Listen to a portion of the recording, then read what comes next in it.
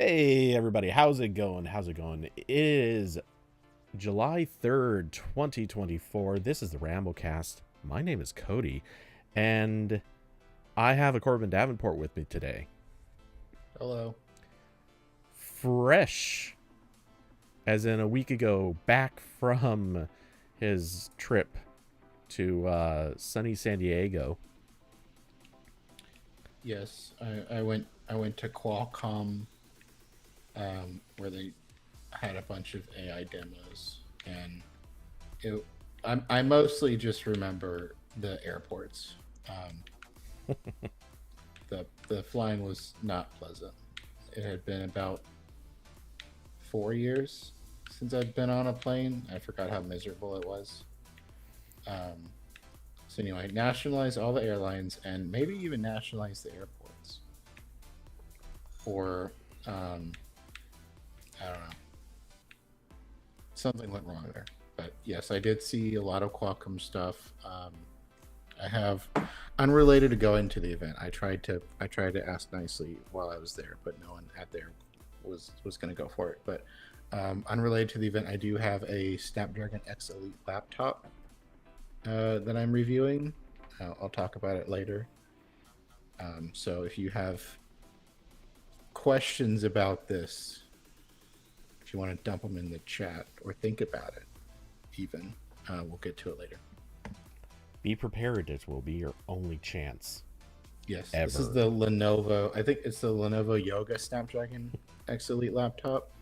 They also have a ThinkPad, I think, and there's like 10 other laptops with this chip, or with the Snapdragon chips as a whole. Some of them have the Plus and not the Elite. Um, yeah, kind of. I'm certainly interested, but we will see. Uh, all right. So, What? oh, go ahead. No, sir. I was just like, why is my RSS reader using 90% of my CPU? But I forgot that means it's using like 90% of like one core or however macOS works now. Oh yeah. Anyway, sorry. That's still really high. Yeah, I'm gonna close it now. I don't know what it was doing. So anyway, going to kind of start off with a little bit of a PSA. Actually, a couple of PSAs. But sort of using one of them is a little bit of an excuse. I admit this, and it will be our first sort of quasi topic.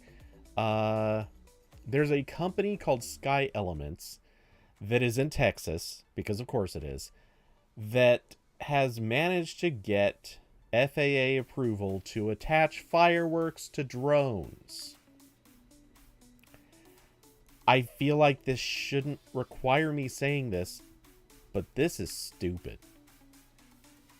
Um, I look. Anyone who has watched long enough, probably pretty much anyone who's listening now, you know that I don't have the highest opinion of fireworks on 4th of July. In general, actually, I'm not the biggest fan of fireworks anyway, just because, uh, look, I moved beyond the point of being young enough to be really excited by them. And at this stage, I just noticed that a lot of animals freak out. And I am now cognizant of the fact that there are war vets who totally also freak out when they hear this, when they hear big explosions in the sky. So I'm already not the biggest fan of fireworks. Now you put them on a bunch of drones where they're going to very likely cross radio signals, possibly go flying off in various directions, stuff like that, and might dive on the ground. Also occurring during one of the hottest summers that we're going to ever have, during an actual heat wave, and while there are already wildfires going on. So yeah, super excited by this. Great news, guys.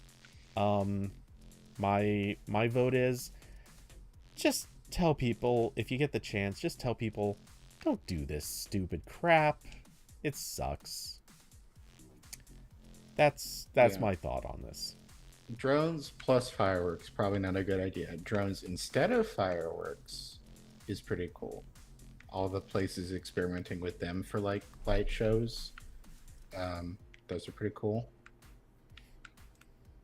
Yeah, yeah. Honestly, like, look, drones already actually have a bit of a reputation for um, falling out of the sky and starting fires. So, maybe not the best thing.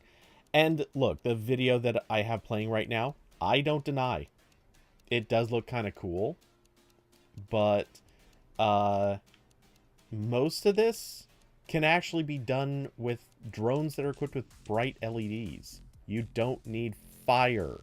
You don't need actual incendiary devices attached to your drone to do most of what is shown in this video. A big bright light with RGB on it can do this already. Literally, contact Razer and get them to give you their RGBs. Let them. Mhm. You could send up a bunch of keyboards that are all lit up, and you get the same effect. That's all I'm saying. So, how about that? We could just do that. Big easy solution. No need for fire in the sky. Literally. Okay, so that's my comment there. Also in PSAs, let's quickly address uh, the nuisance in the room. I guess hackers have managed to get some amount of data out of Authy. So if you're an Authy user, turns out hackers probably have your phone number. They Presumably got me. they don't have much else. It Yeah. seems to just be that at this time. But if they're trying to leverage any sort of attack, they might try to impersonate Authy, or they might try to pull some extra stunts by showing that they know your phone number. Um, I'm Yeah. not convinced this is that dangerous, though. It's not like I'm presumably they now have my phone number, but it takes about 4 seconds to find my phone number through other means, so that one's already kind of ruined. I will say, as an extension of the PSA, if you use Authy, there is a switch in the app that will block any devices from being registered, um, until you flip that switch back off. I think it's called like the multi-device option. It doesn't turn off sync or anything. It just stops you from being able to register a new phone. So if you're worried about, I mean, getting your phone number isn't really like a prerequisite to getting SIM swapped or something like that. But that's something you can turn on so that like if you do get SIM swapped, someone else cannot register anything relate or cannot connect Authy to it. Even with a new phone number, you still need to enter your Authy recovery code to unlock basically everything. So yeah, so basically this isn't like a huge deal. It's just kind of annoying, and I do hope that the phone numbers were the only thing they got. I think Authy's data is supposed to be encrypted based on the recovery number. It is. But yeah, so Um, hopefully that was it.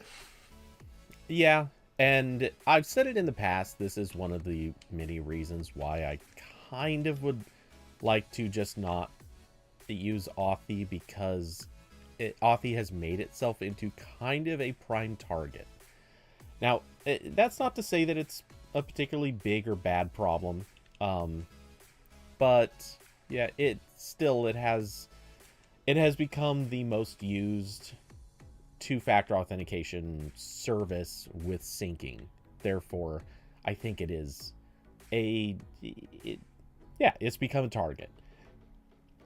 So for that reason, I'd kind of like to, get away from using it, but I don't think it's the biggest deal that any of this has happened, and in theory, it won't ever really be that big of a deal.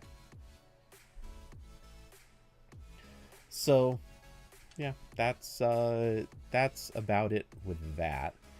So Corbin, Part of the news that we can't seem to get away from talking about has been Copilot, and evidently it's about to get a lot worse. Maybe not our Yes. talking about it. Rather, our talking about it is probably about to get a lot less interesting. But why is that? Yeah, so Microsoft has tried to put its Copilot assistant into Windows 10 and Windows 11. The initial version of that was a sidebar in Windows that would open, I think, from the right side. And there'd be like the normal like chatbot interface in there. And then they did some experiments where like it was like a panel you could pop out and move around like a window. And they've gone back and forth on stuff, but in the newest insider previews and also on the Windows 11 24H2 update, which is like the big Windows update this year that's coming in a couple months for most PCs, but is already on the Snapdragon laptops. So I could test this. Copilot is just a web app. It's just it's just the Copilot web app. There is a like specific front end for it, which I pulled the URL for and does work in like every other web browser. So that's what I changed my Copilot app on my Mac to. It looks a little bit better, but it is just a web app. All the there was some now. This is just the like normal chatbot, but before this, they were trying to do some integration with the underlying system. So like you could ask it to open Notepad, and it would go through the system and open it. And there's a couple other features like that. All that's gone now because this is just a web app now. There is some, I would like to see that integration come back because I thought the point of like putting it in Windows, besides to just be obnoxious, was to have some level of integration with your computer. And it seemed like the direction they were going in for at least a couple months was like bring back the utility of like Cortana or Siri on Mac OS, but put it in this more like natural language interface, which would have been kind of cool. They've completely given up on that after trying a little bit. So good stuff. I think it's kind of funny that this is now, in theory, the most they've pushed the idea of an AI PC, because all the new Snapdragon laptops are Copilot Plus PCs, which have a NPU in them for like local AI stuff. Not that Copilot was ever going to run locally, but like now it's worse. Now it's not even. It's like you open it and it's literally just a web app and Edge. So now the advantage to that is that if you hate all of this, it is now very easy to completely ignore. Yeah. Because it's just in your taskbar. You can remove it. It's just it's pinned like another app, so you can take it out if you want and then never open it again until in 12 months when Microsoft really needs more users again, and then they put it back in your taskbar. But until then, you're good. Yeah, and I think that's exactly it. It's only a matter of time before Microsoft absolutely does something hinky with this again, and all of a sudden relaunches like recall with this just because, and there won't be any notice. It'll just start happening someday. But yeah, in the meantime, this is technically them kind of scaling back. Yeah. Diablo said, "Oh yeah, it's like Gemini and Chromebooks." Yeah, it's exactly that. Although what's funny is that on the Snapdragon laptop, I did install an app. I think it's called LM Studio. It's like a front end for a bunch of local AI models. So I have Meta's Llama 3 model on here. I almost said Facebook. I do not install Facebook. So I do have a local AI on this computer. It's not Microsoft's though. It's a different one. So yeah, And kind that of makes funny. it better. Well,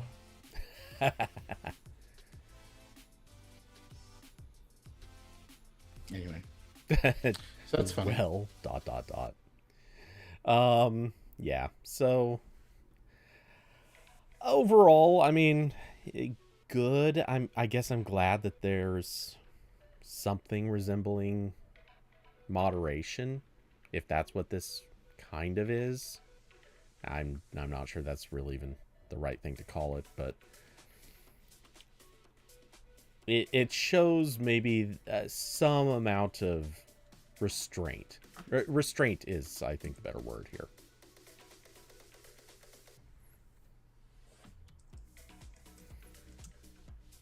Okay. I have nothing else to add. Well, also on the subject of AI, we should probably talk about the obnoxious, unpleasant, and just generally awful way that a lot of the AI companies are behaving. And, well, we've actually already kind of done that, but let's focus on the fact that they're scraping. Another thing that they just can't seem to resist doing.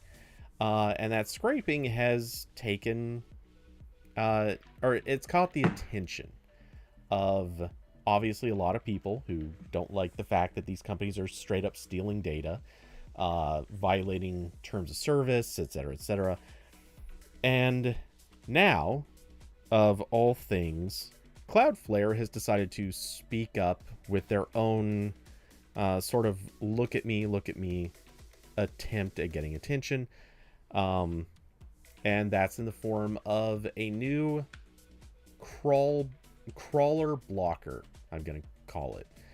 Basically, Cloudflare is claiming that they have created a system that will block the known AI crawlers and, in theory, detect new ones or detect the same ones that are changing their behaviors or fingerprints in crucial ways. And that is very much their claim, that they figured out a way to basically fingerprint bot behavior and try to block that. And basically it's the classic, if you're on their CDN, you can basically flag, or you can tell the Cloudflare CDN, we really don't want AI bots reading our stuff, so can you throw up a wall to block them? And that's effectively what it does. I don't know whether or not this is hard blocking, but I assume it's more like CAPTCHAs. I think they're doing like IP blocks for the ones they know about, and then probably getting into CAPTCHAs and other more fuzzy logic for the rest. Right. So these conversations have already kind of been happening, so I think we're kind of just repeating what's already been said amongst each other, but basically this is a little bit smoke and mirrors. In practical terms, I mean, really, what are they going to do? Honestly, like, what is Cloudflare going to be able to successfully block here? Because some companies are going out of their way to basically not respect any attempts to block their crawlers. Perplexity, was that the name? Has been actually pretty prolific in their efforts to hide. There's also been companies that they themselves may run AIs, but they're contracting with other companies to do all the scraping. And those companies, you got to figure, probably not trying to be too elegant about it, but they're also probably doing everything they can just to work around any restrictions. And in general, I'm also going to kind of throw in, it's only a matter of time before companies are like incentivizing users, or maybe not even incentivizing users, but just jamming a scraper into their own web browsers. Cough, cough. Things Google could do. Yeah, this is gonna end up like what was it, like SETI at home? Yeah. But instead of solving scientific equation, Download the internet and then forward it to us, please. Yep. And also things like VPNs. Let's be honest, VPNs already are they're looked upon with varying degrees of trust and consideration. And in practical terms, if let's say Corbin and I are using a VPN to hide, or not hide, but maybe to work around restrictions or to limit our ISP's ability to watch everything we do. It's only a matter of time before all these same companies would start using VPNs too, just so that they can look like regular users.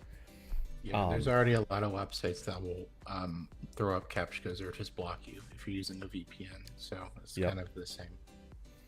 So yeah, I appreciate what Cloudflare's trying to do, and honestly, I do think it will help. It will limit a lot of the more ethical AI companies, which I say that with kind of an eye roll because at this stage, even the big names are mostly unethical about this. It's only some of the smaller. You don't even need AI in there. Just we're the ethical company. Oh, come on. Sorry, I'm feeling a little bit extra radicalized this month for no particular reason. There's nothing that's happened recently that would make me feel that way. Okay, so my opinion is I fucking hate Cloudflare. They can kiss my ass. Extra radicalized indeed. They are a shitty company that enables a lot of the worst dark web behaviors and a lot of spam bots and crawl bots, and then tries to sell protection back to them. Literally like mob boss shit. I hate them. I don't use them in anything I run. Thankfully, I don't have to, because this is another situation where they're the only practical free option for a lot of stuff. I know. I think Fastly and someone else are kind of getting more into the free or like affordable options there.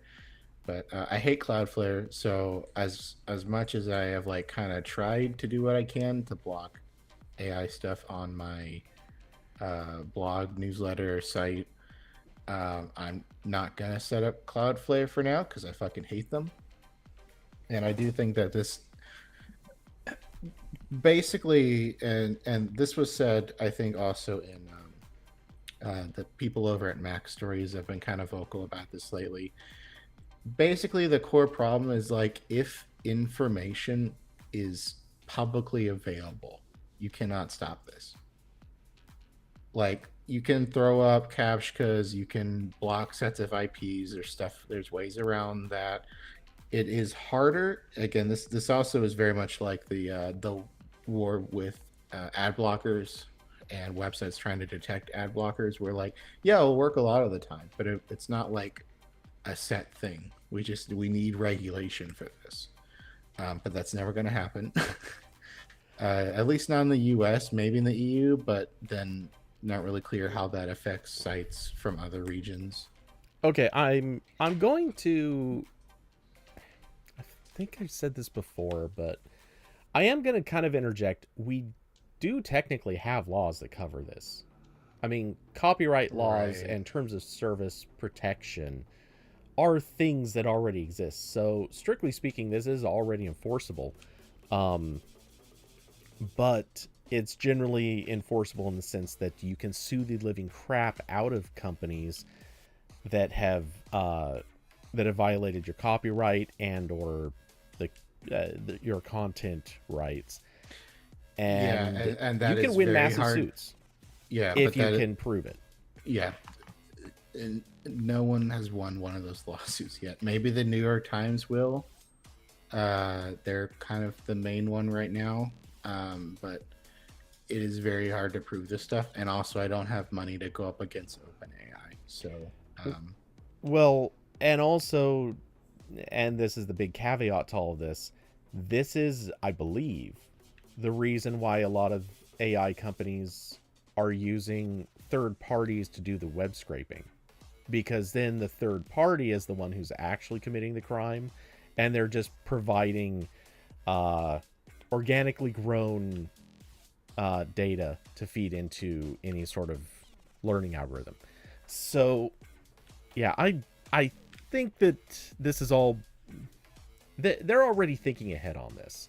They know that they're very, very vulnerable to lawsuits. So, yeah, not the greatest scenario to be in, but it does seem to be the scenario. Yep. Yeah. No. Plug in my watch. There's not really a good solution here. This is more effective than just a robots txt file. This is more like a roadblock, whereas the robots.txt is just kind of a sign that says, please don't drive down this road.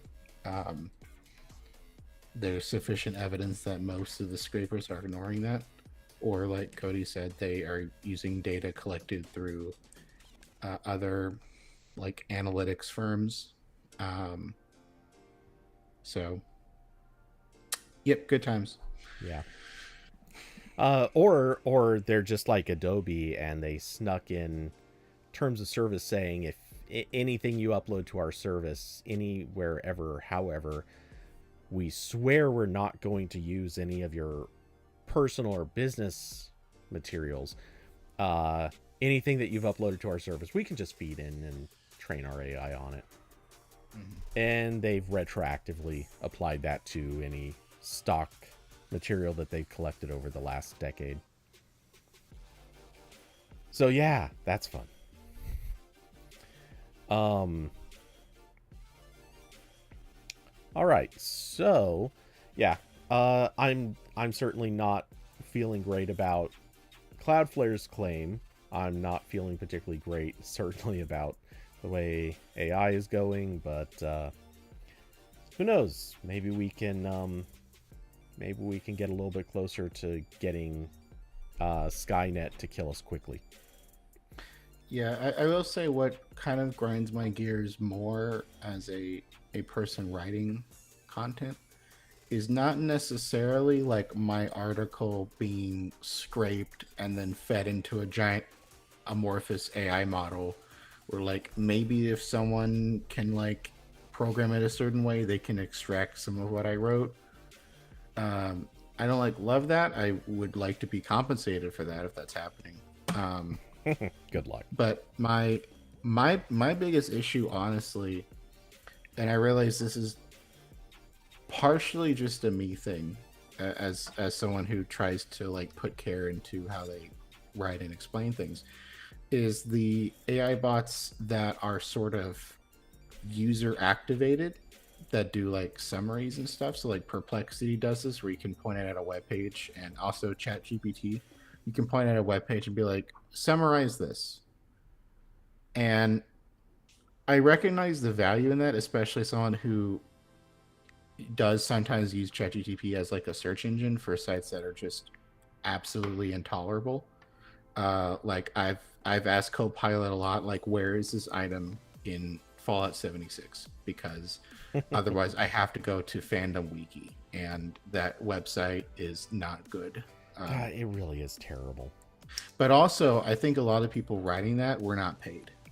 So I don't know. That might be a victimless crime. Anyway, I get really annoyed because I've seen that happen more and more often, where I'll try to share my work somewhere on Reddit or Lemmy or other social media places, and there's always the one jackass that's like, here's what my AI summary said. I'm like, fuck off. I've had that happen a lot, where like it loses the, like, I'm not writing a like 20 paragraph article about Brave browser because I think because I got like 2 paragraphs and the rest needed to be fluff. I'm not at the Financial Times. That's not what I'm writing. I wrote that because it's like, that's what I deem sufficient to explain the topic. And I get the impression that more often now there's fewer people engaging with what has actually been written, and they'll read a summary and then argue with other people who also read a summary. This is a behavior that has happened, especially on Reddit, for like decades, where no one actually reads the source material. They just argue about what they think it said. Mm-hmm. But I think AI makes that worse. And again, I like recognize the value of that kind of stuff in some situations where, like, yeah, maybe you have like a you know, reading like a disability where like it's actually hard for me to process this information or something like that. So I'm not like trying to generalize this. I'm just saying that's one thing that kind of irritates me more than, you know, my article like being tossed into the GPT soup of information. Is more like the directed like I guess when you're presented with the actual source of it, you're still not engaging with it. I don't know if I'm explaining this well, but that's kind of where I'm at with these tools. Uh, I don't know that it. I don't know that I can really summarize how I'm interpreting what you're saying, but Like if I don't like people putting my article into ChatGPT and saying summarize this. I don't like that. I have less strong feelings. I still don't like it, but I feel less strongly about uh you know, some company scraping my entire site, and then that gets, you know, fed into some model where it's mixed with a bunch of other shit and then says dumb stuff. okay, so um, in the past, I've said one thing that I would love to see more is articles that have those summaries. Well, okay, this was before the AI summaries were really kind of a thing, but what was the site like? They would always put like a 2 or 3 bullet point summary of their article at the top. I remember like Android Central and those feature sites doing that Mm, pretty early. it was someone who covered like world news. It doesn't matter. Anyway, uh, I've always liked that.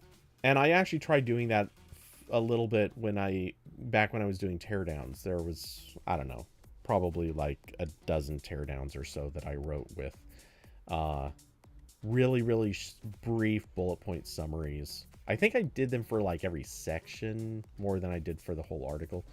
Anyway, Right. um, yeah, I like the idea of summaries that are still written by people, either the original author or honestly, like editors on the same site could do it. Like it's not that big of a deal if you just hired one editor to go through and like within a few minutes of an article going up, the editor just goes in and adds like a quick summary. That would be fantastic.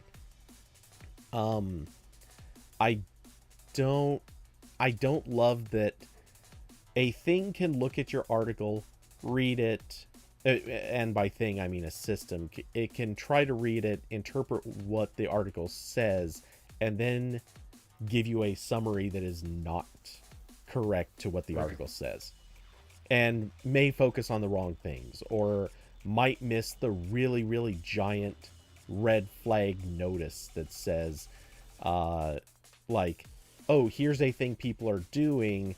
You should not do this because it's super dangerous. Just as an example, like if there was an article about the trend of eating Tide Pods,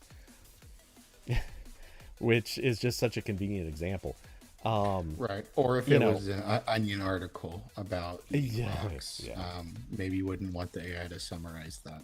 Well, I'd be okay with as long as you know it's the Onion.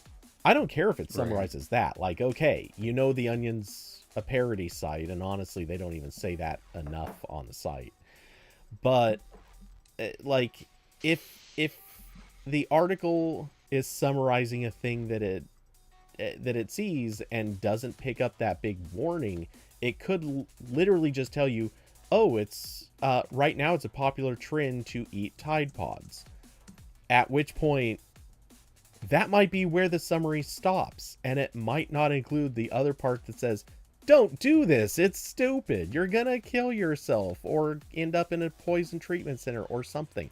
Like, you obviously should not do this. That's because that's kind of where AI is at. It doesn't necessarily pick up priority, it doesn't necessarily get context or relevance. And so or it might just say the opposite of the thing that the article even says. Something that we've actually seen Red Ventures under CNET doing that. So there's a lot there, and I think that this is still territory where you could literally just have a person doing this. Any site could have their writers do the extra step of writing those brief summaries. Yes, that's adding more work for the writers, so pay them an extra $1 or $2 per article. It's not a big ask. But do that, and then you don't have to screw around with AI. Because the AI is probably not doing you as many favors as you think it is. Yeah, and I realize I'm more mad at how people are using the tools rather than the tools themselves. Like, again, this is just a new version of what Reddit has created in online discourse like 10-15 years ago. There's always been some version of this, but it annoys me more now, especially when I tell it, no, you may not index my website, please go away. And it's like, actually, I'm Google Chrome. See my user agent? I'm not Perplexity. Showing up to my website with a name tag that says Firefox? I don't think so, buddy. Yeah. So we've beaten up on this topic repeatedly over and over again, and it's getting us nowhere. But something that is going somewhere is Corbin playing with his new laptop. Yes. So I probably should have pulled up exactly what model it is, but I think there's only one of these. This is the Lenovo Yoga Snapdragon X Elite laptop.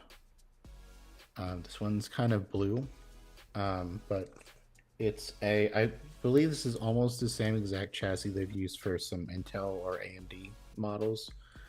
But you can see the camera's going off for Windows Hello there. But it is a 14-inch laptop, I believe. It's not a 2-in-1. It can fold flat. I love that the reviewer isn't even really sure what the screen size is. It's a screen. I don't know what you want. Even though it's called Yoga, it doesn't flip all the way around. It just goes like this far. So that's a little bit silly. But it is a pretty big laptop. Keyboard is decent. It's a little bit more mushy than I'm used to, but it's fine. The touchpad is a normal PC touchpad, and I'm unfortunately now spoiled by Apple's fake touchpads. So going back to this feels gross. I don't like it as much. I don't know if it's just the Surface laptop or also the Surface Pro, but Microsoft's new stuff has also a fake touchpad. So hopefully other PC makers copy that.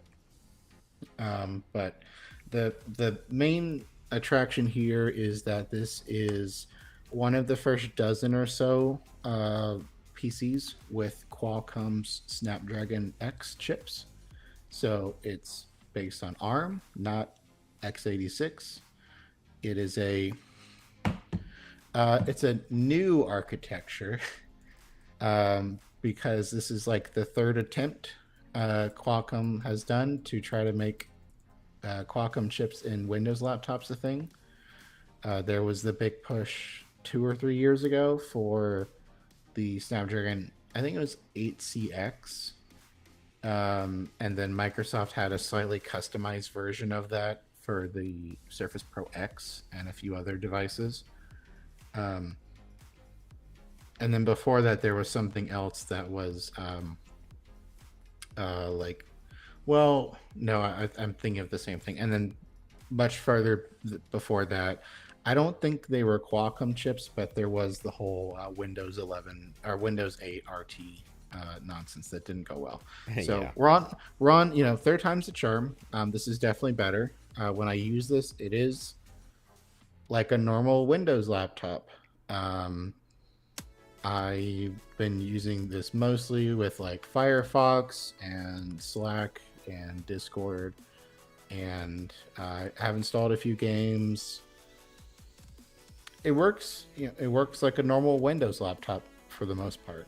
Um, Metro Brawl said, can it emulate x86? Yeah, the new Windows 11, as of like I think a year or two ago, it can emulate 32-bit and 64-bit x86.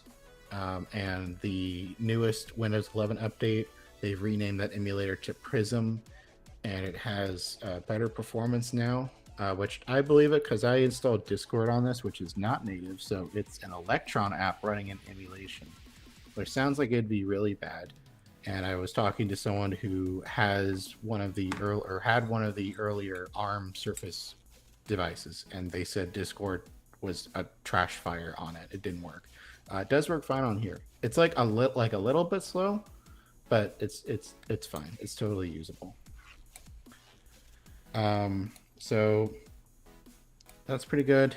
I'm still kind of reviewing it. I don't have an article up yet.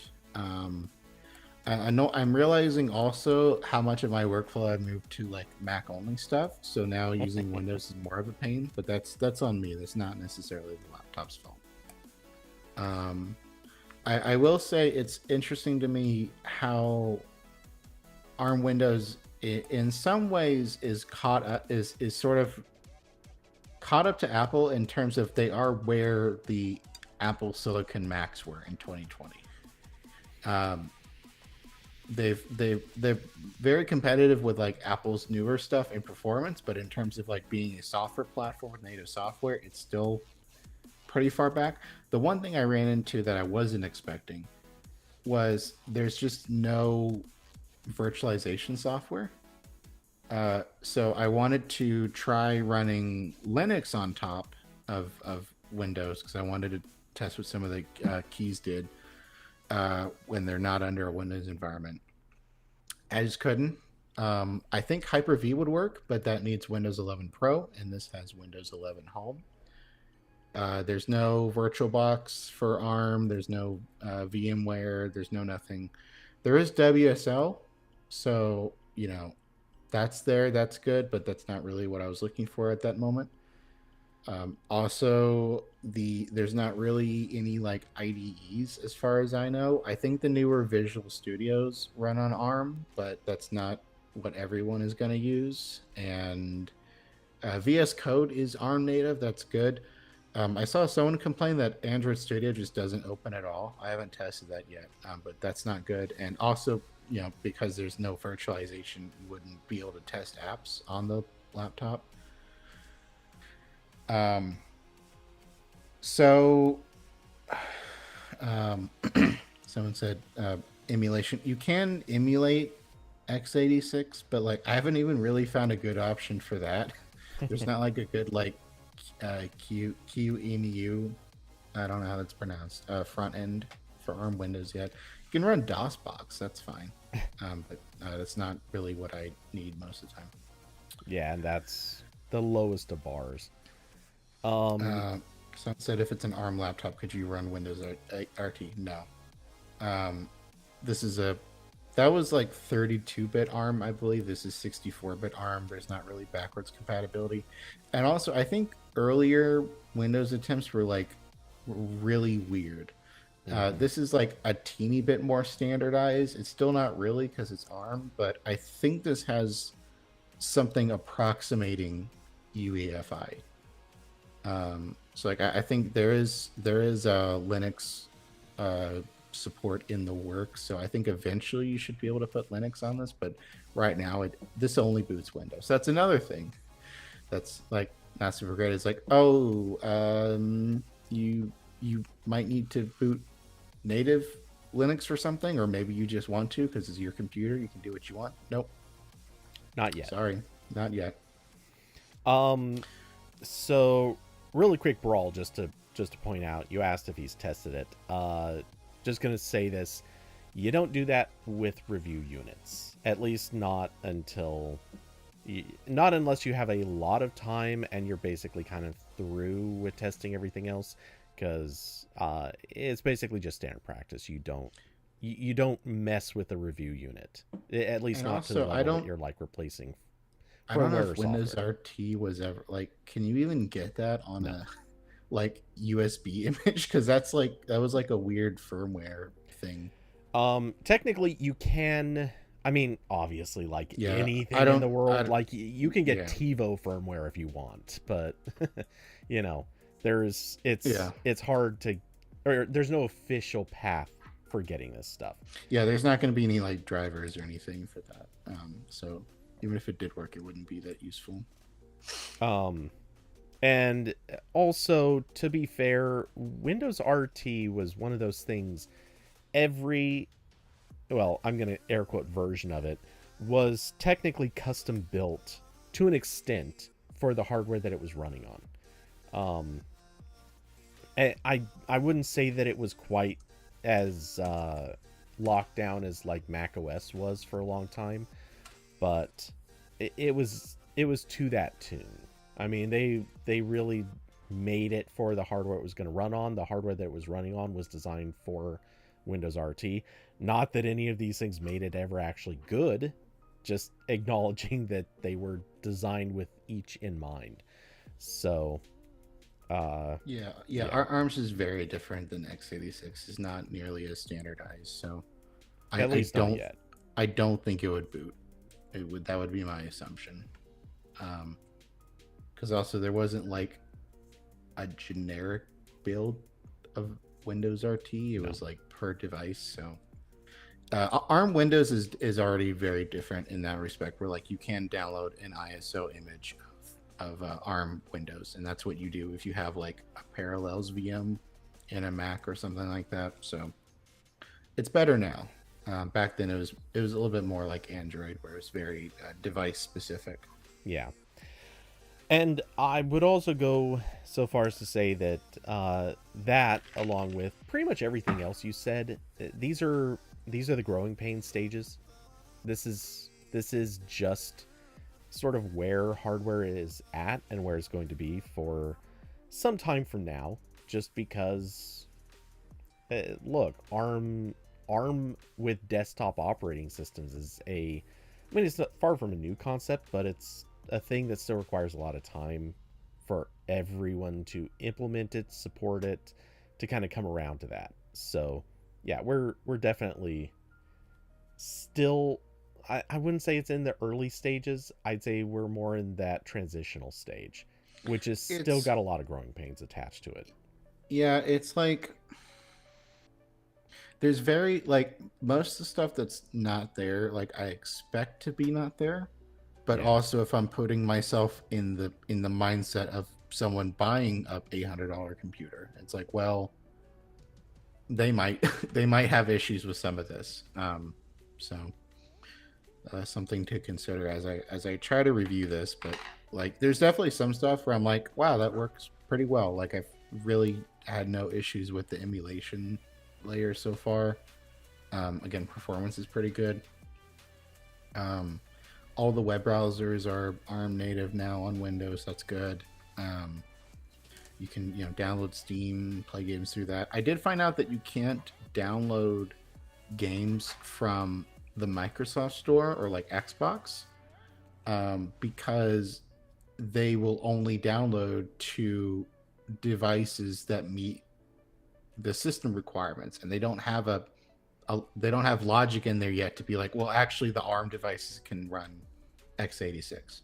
So like when I went to go try to download Starfield, for instance, through Xbox Game Pass, it was like, you can't run that on this. What are you doing? But if I had the Steam version, it would at least install. I don't know if it would work, but it would I'd get further.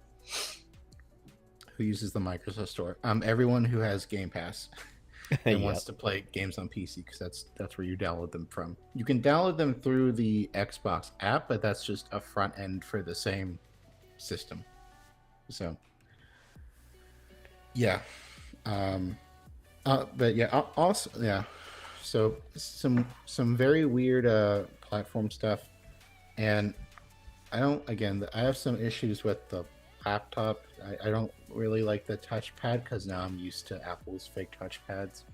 And also, this has no headphone jack. I'm very upset. This has 3 USB-C ports. At least one of these is USB 4. I don't know if all of them are. But no headphone jack or micro SD or anything else. So I had to break out my dongle if I want to use my headphones or anything else that's not USB-C. No headphone jack. Yeah, it's a thing with some laptops. I noticed it on Dell has been doing this for a while now on the XPS laptops. The XPS 13 from this year and I believe last year do not have a headphone jack, which is very silly and dumb. And everyone those XPS 13 I'm not like I have like a 2017 XPS 13. It's pretty good. For the time. Now it's, now I'm used to the fake touchpad and everything else, so it's a little bit not as good. But the XPS 13, I think they call it the Plus, like their newest design language that has like a fake function row at the top and no headphone jack. I don't like any of it, but a lot of other tech people seem to really like them. Yeah, I don't think I'm ever really gonna adjust to the notion that there shouldn't be a headphone jack in a laptop. Yeah, like you can't tell me there's not enough space for that. I'm sorry. Yeah, you can make that argument a tiny bit with a phone. That's I know that's still mostly so they can upsell you earbuds, but like I can get there's a little bit of a space argument there. Tablets, no, put the jack there.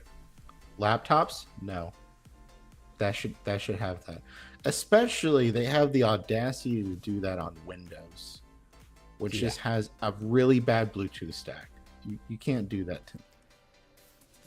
Well, a bad Bluetooth stack, but also Windows still has some really funky stuff relating to audio and audio routing.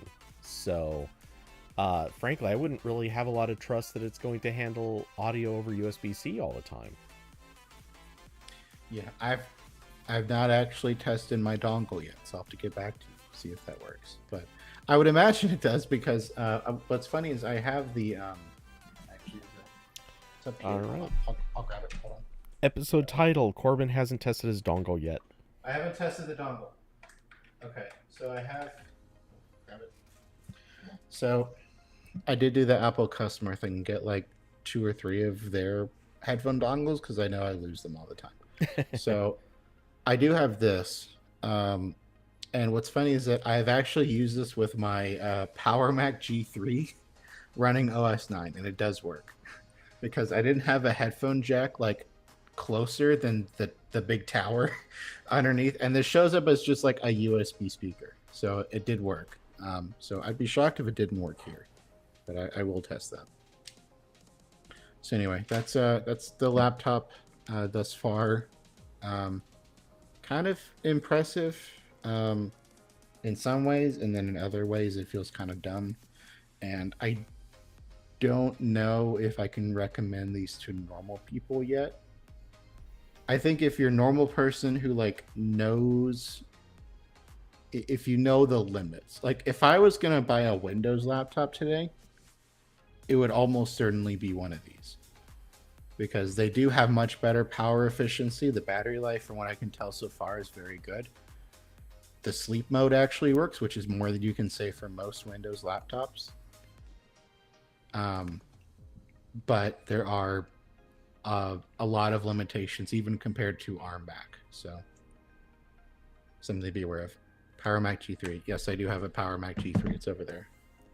Okay, I'm gonna throw a bit of a curveball quote unquote, if you would recommend it to normal people.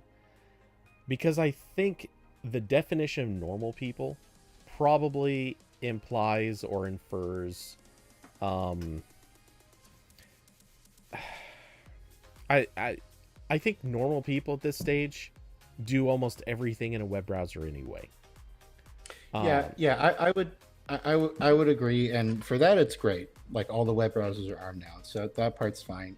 My issue is more like there's things that you might want to do with your PC in 6 months or a year or 2 years from now, and it might not be able to do that, but something else would. mhm. And that's kind of the issue. Like I don't like maybe you have a kid who wants to borrow your computer to do like some fun software development. Nope. Sorry. Right. Something's broken there. Or maybe you want to try Linux or something and that doesn't work. So But assuming, let's say, battery life is good enough, uh, and in pretty much any other meaningful way, it's again because of web browsers and such, you can basically do everything that your typical quote unquote average person is doing, which is, I don't want to I don't want to try to narrow this too much, but I figure that mostly means hopping onto a couple of social networks, doing maybe the bare minimum of photo editing in a web page, um, not something like Photoshop or whatever. They're they're doing really basic things that are all doable in a browser. That type of person actually can just go to this, and they're going to get good battery life. They're going to get well, pretty much just that. Like, they're going to get good battery life, whether or not good it's worth battery it for the life, cost. And good battery life, sleep works. Yeah, Like low I heat cannot production. emphasize. Yeah, like it is in some ways the same kind of discussion you have with just ultrabooks in general. Yeah, Where like I think people are aware like oh the sleek and thin laptop maybe can't do 4K PC gaming. So that is kind of the same discussion that happens here, but to a greater extent. Like the software that this will run is a subset of the ultrabook software, which is a subset of other stuff. So yeah. I mean, but for the web browsers, yeah, and I think Microsoft pulled some line that like the software that users spend like 80% of their time in is ARM native, and I'm sure they were just talking about web browsers. I don't know what the actual number was, but it was something very high. right. Um, And the whole rest of so, that time is Photoshop. Um, which is ARM native. I haven't tried it because Adobe yells at me if I try to install on more than 2 devices. because of course they But do.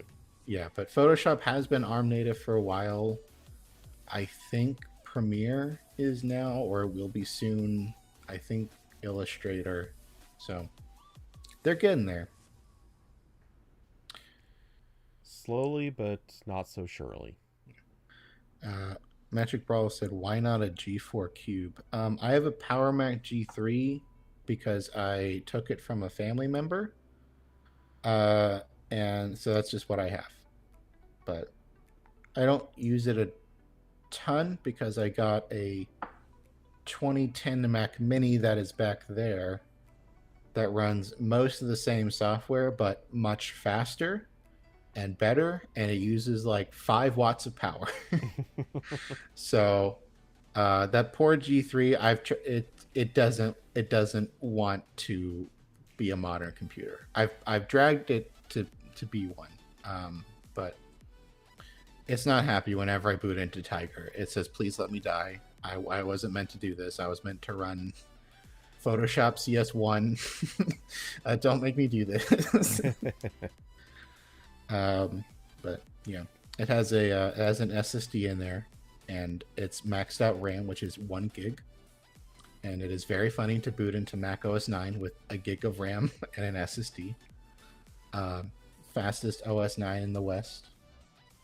But yeah, now I'm using the Mini more. Mm-hmm. Yeah. So anyway, I mean, I again, I think at this stage, most people could switch to just about anything that's mainstream. Um, and this will be I would say that this laptop is close enough to being mainstream. But yeah, it definitely leaves you with a lot of you'll have to wait for everything to function if you want to do more than just spend your time in a Yeah. web browser. There's just more like that's the difficult thing when talking about stuff like this is the limitations are things that you maybe wouldn't expect. So I can't. That's the hard part. Yeah. Is like I don't know how to explain to you like how like the difference between like x86 virtualization and emulation and what you can and can't do. Um, Oh, okay. Actually, you know what I would probably say if you were ever in the if you were in the position where you were even considering a Chromebook, this is more flexible and will work better than a Chromebook. yeah, yeah. I would. I don't want to. Don't make me use a Chromebook ever. Um, I don't really like Windows either, but that's much better. Yeah. So And at it's least if I spend like an hour with Windows, I can remove all the crap I don't like and get to right. a more usable computer. Yeah. But right now, a Chromebook's limitations are uh, strict and not changing, not realistically changing. Obviously, yes, you could run Android and Linux containers, but those have their own messy aspects to them. And, you can't do that with this yet, but give it a little time and you will. Or at Also, least you'll be able to get closer. much to Microsoft's chagrin, you can change the default web browser on a Windows laptop. You can't do that on a Chromebook. This is true.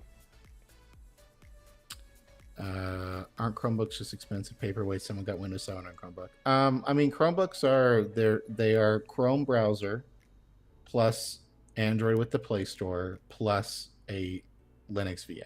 Right. So you can do a lot of stuff with that. Not necessarily well, but you can. And yes, you used to be able to boot a lot of x86 OSs on them. I did that back when I had my Dell Chromebook. I don't remember which model it was. It was one of the very early ones because they had like a BIOS you could break into. But the newer ones don't really have that. So once they stop getting Chrome OS updates, they are bricks. Yeah. Which I mean, this will turn into that. I don't know. We'll see. So anyway, do you think you have your verdict on this laptop? Like, do you think that this is the future, the way forward? Do you think this is just a stepping stone? Do you think this sucks? I mean, I think the parts I don't like using it are just Windows things. So, Based. um, it's I think that might end up being like I don't know if that'll be the review or like another thing I write, but like it's still a Windows computer. So all the problems inherent to Windows as a platform are still here. It just runs better and has better battery life. But it's still a Windows laptop. So if you really don't like Windows, you still will not like these. But to be fair, if you don't like Windows, you're probably almost guaranteed already going to go buy a Mac. Or you might be one of the weirdos buying Linux. But yeah, a lot of the reviews I've read of it. Well, I'm not trying to read reviews of them. I just see snippets of them because I'm trying not to let other people influence me. well, and sometimes you have to do research and Yeah. yeah. Yeah, but I have seen like articles pop up about these, and that seems to be kind of the main takeaway is the people who want to use Windows, but have been looking at Macs for the past couple of years and going like, "Wow, that's a lot better. Why can't I get that?" Now you have that. You have what you want. Kind of, maybe. Yeah, Or getting there. almost there. I can run a VM on my MacBook though. I can't do that on this yet. Diablo said Microsoft makes me question their security. Yeah. So yeah, this doesn't have recall on it. It was going to, but then they all got patched out. I think some review units of some of the laptops went out before that update was released that removed them. I don't know if anyone was able to experiment with it that way, but this doesn't have, or I don't know if I said Copilot. I meant to say recall.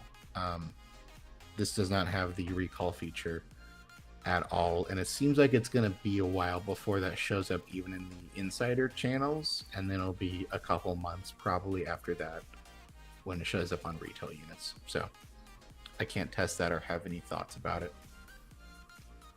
Oh, I will say also, I forgot to mention, one of the selling points for the Snapdragon laptops is that they have a big boy NPU, a neural processing unit. So in theory, it can do a lot of local AI stuff. There's not really anything in Windows using that to a high degree. They do have camera effects like macOS has had for a while, where you can do like a background blur or filters over the camera. I haven't tried a lot of that yet. The camera on this is not good, but I will try that.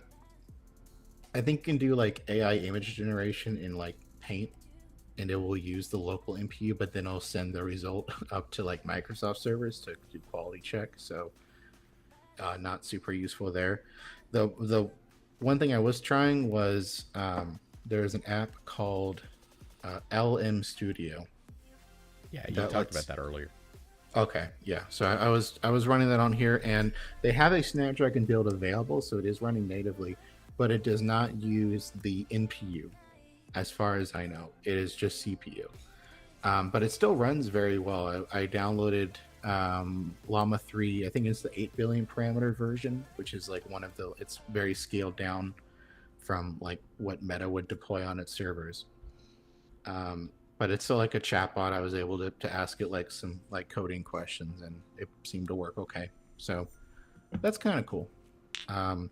When I was on like 15 planes this week, or that's what it felt like, would have been kind of cool to have like a chatbot, like a local chatbot wiki to talk to when I didn't want to pay for Wi-Fi. Corbin needs company, and he's approaching chatbots for it. No, I was doing dev work, and I couldn't Google anything. So, yeah, dev. Yeah. I was talking to Llama, being like, "When do I get off the plane?" Okay. Anyway, before I pick on you too much for that, we'll I think venture to the next thing. Dev work in quotes. No, for real though. You can look at my GitHub commits. There were commits when I landed when the plane landed. Yes, that you prepared before you took off. Mm-hmm. We know how it is. Yep. So, okay. Well, we babbled for that hardware for a while, or babbled about that hardware for a while. Let's talk a little bit about some other fun hardware related things.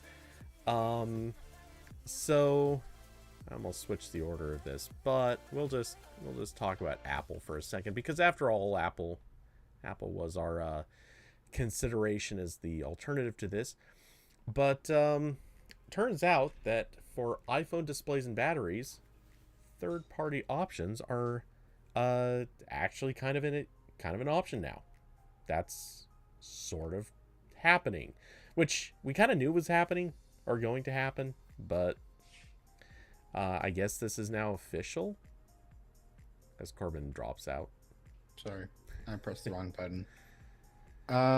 Yeah, so the thing with Apple device repairs is that when you weren't using a super duper official part, or even if you were, if your phone was not repaired in the super duper official manner, some stuff would break, or the iPhone would yell at you that it's not like a real battery and your phone might explode.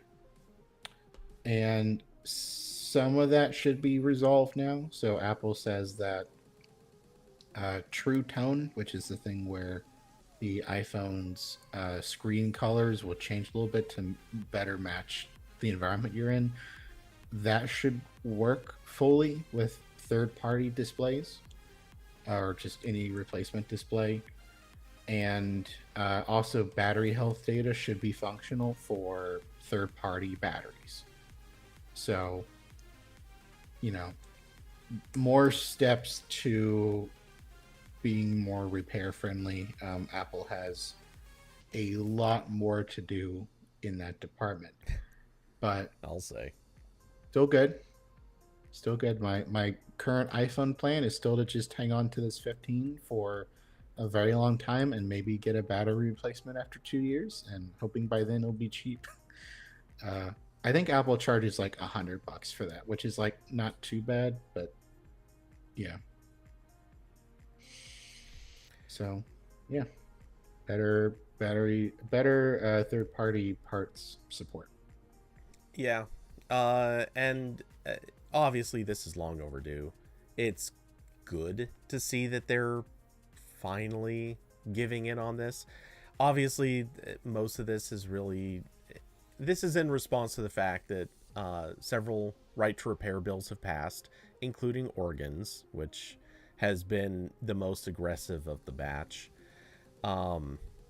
So, you know, this is a positive. It feels a little bit like they're maybe still dragging things out a little, but it's in the right direction. I'm kind of curious when or if they'll get to the point where maybe they do the same for Macs, maybe they do the same for the Apple Watch, so on and so forth. Like maybe we can start reaching a point where all of their products can be repaired and not just this one singular category. But hey, yeah, the Macs, I would like to see more action on repairing Macs, because I think all of I can't open it, but I'll try to look if maybe there's like service manuals that confirm this. But I think all the Snapdragon laptops just use like normal NVMe storage, so that's more repairable than what Apple does. yeah. Where everything's like, well, I mean, I know there were already PC makers that like glue everything together, but I think at least some of these are more repairable. I do know the Surface Pro has like literally like a little slot on the back where you unscrew a screw and you get access to the NVMe slot right there. So that's a lot better than anything Apple has ever done in the past like decade. And also, the one thing that surprised me about Apple repairs is their repairs for iPads still suck. So, like, one thing I was looking at a couple months ago was I have my 4th gen iPad Air, which is fine. The battery life could be a little bit better. So I was looking like, what does it take to get a new battery in there? They don't do that. They don't really do battery replacements in iPads. They will, you know, if you're under warranty, they'll go like get you a new iPad, basically. Or they have to like send the iPad off to somewhere to go do it, because I guess it's glued together too much. Oh yeah. But why is the battery repair on the iPhone apparently now easier than the iPad? I don't know.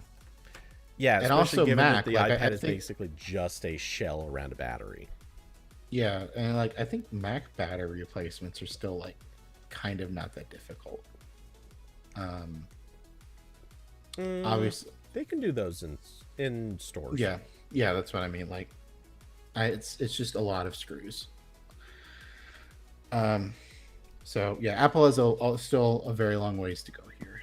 And I don't doubt for a second that they're only doing this because of growing legislative pressure to do so. So shout out to the EU and like the handful of states that are passing right to repair stuff, and also iFixit.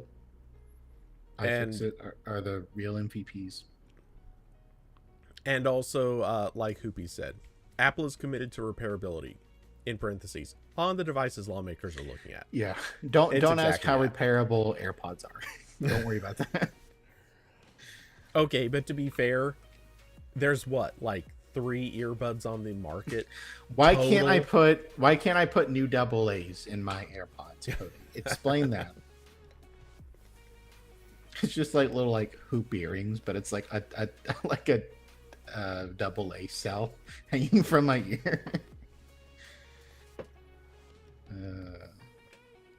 Honestly, I bet that would be popular. That's gonna be in fashion in about 10 years, probably. You heard it here first. We're both trendsetters. Okay, look, I'm just gonna say it. There was at one point this growing trend of a so-called personal area network that was literally going to be the idea was devices that were wearable or somehow kept on your body, and they would all communicate via either short-range wireless or that they would somehow actually be networked through your body. This was actually part of the sales pitch. That obviously never really happened outside of like wearable stuff that connects over Bluetooth. But could we talk about like the obvious evolution of this concept? Personal area power production. I'm just saying, like, could I hook a V-mount battery to my arm and just everything just gets charged that way? And for anybody who knows what a V-mount battery is, right now you're laughing. I mean, if they can figure out how to generate power from like stress levels, I'm gonna have infinite energy over here. They could have hooked up a battery me during that debate, and I'd have enough power for my apartment for a year. I was listening to you during that, and yeah, you're not lying. You, yeah. Me on the other hand, if you can hook something up and get it to be charged whenever I laugh at stuff. Okay, look, it's not going to power a lot, but it's going to power enough. Right. I mean, you do get power from laughter. That's what I learned from Monsters Inc. So that does work. So anyway, man, if we could just get power from outrage, we find anyone who watches Fox News or MSNBC, dude, no need for nuclear anymore. Or just nuclear's gone. Like the people reading my articles and complaining. Yeah. Like if I could get that power, and then also all the checks from Google that people say I get, free energy for life, and also like free housing, maybe I could buy a house. You and your dreams of being an adult. Yeah. A civilized adult with like a place to live. Silly. Yeah. Well, other things that have dreams of being adult-like and obviously are nowhere close to it. Let's talk about nothing. Wow, that transition is just it's as much of a burn as I could possibly turn it into, and I feel like it wasn't enough of a burn because nothing is trying to do the same thing that Motorola and LG both failed at, and nothing is doing it even dumber. Well, wait, hold on. I take that back. Nothing was dumber than what LG did with Friends. At least Moto mods were kind of a good idea. They had a massive implementation problem, but kind of a good idea. So anyway, we now know a little bit more about the next Nothing phone, which is apparently under its CMF sub-brand, which, oh geez, guys, why? But anyway, they're gotta stop doing the sub-brand. I don't get that.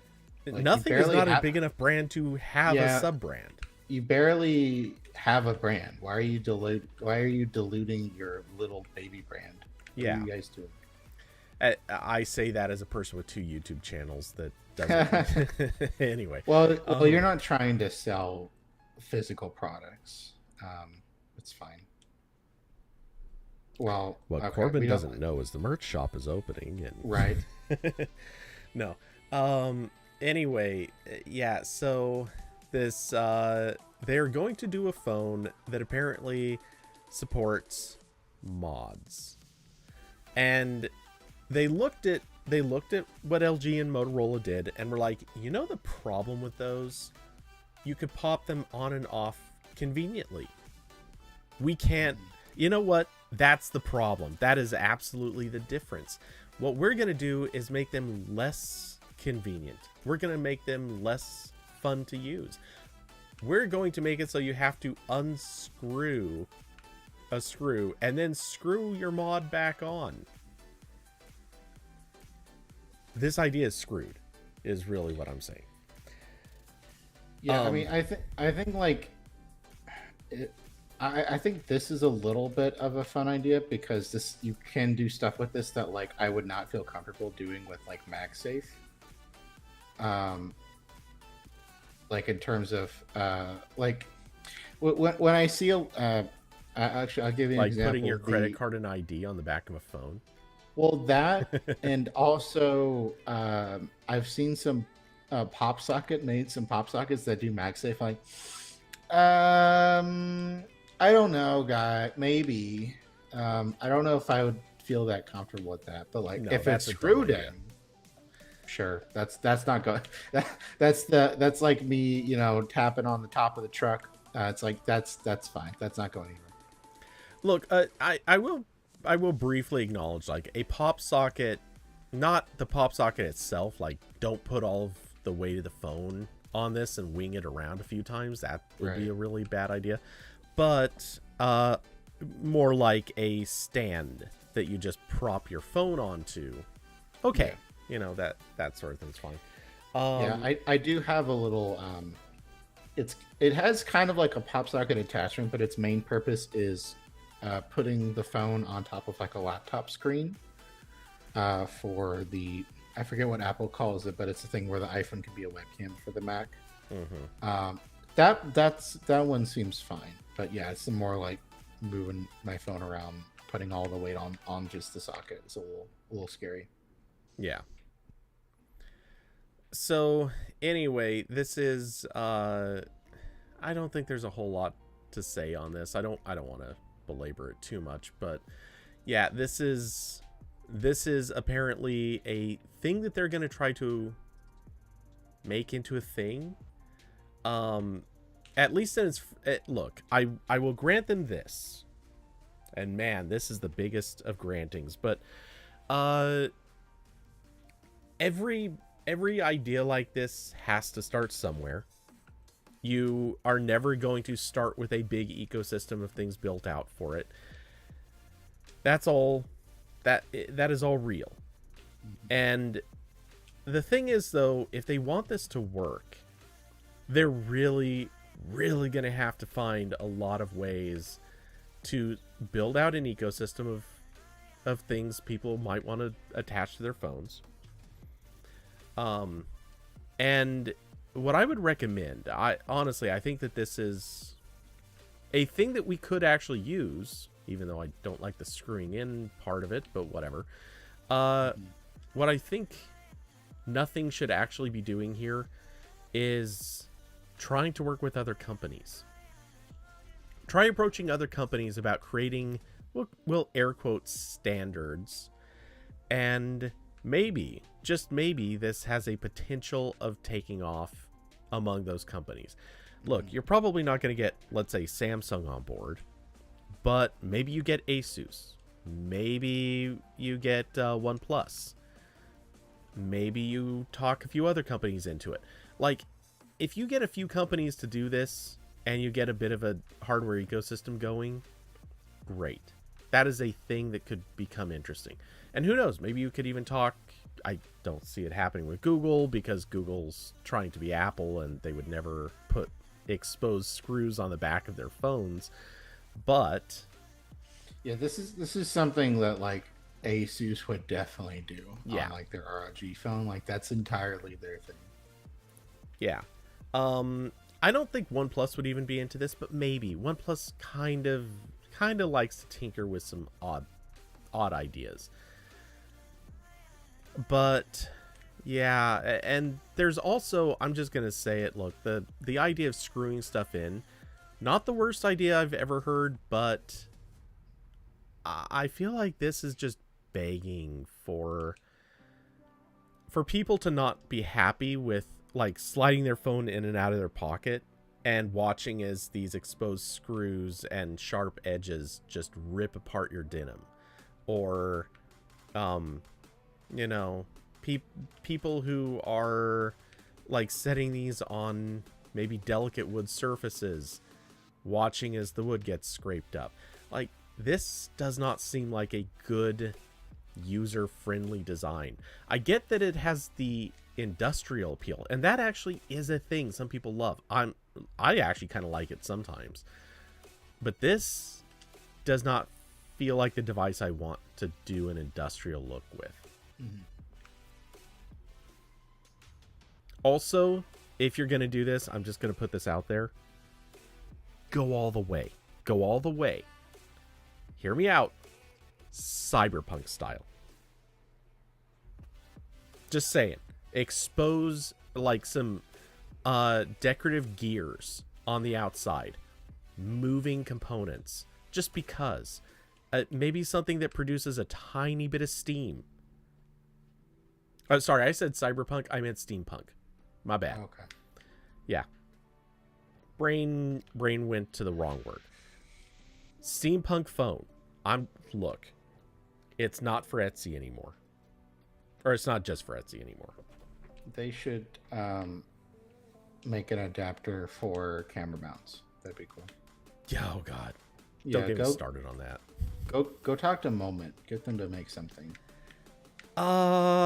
Okay, look, I'm actually gonna come out.